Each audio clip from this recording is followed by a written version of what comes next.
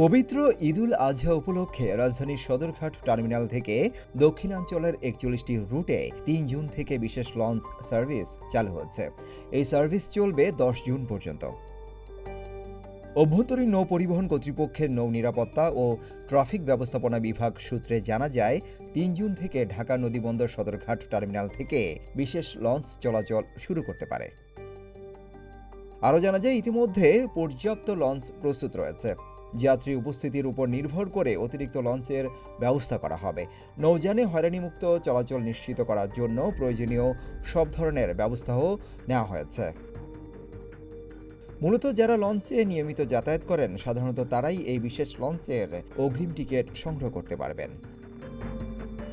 Siddiqur Rahman Roman, প্রতিদিনের বাংলাদেশ।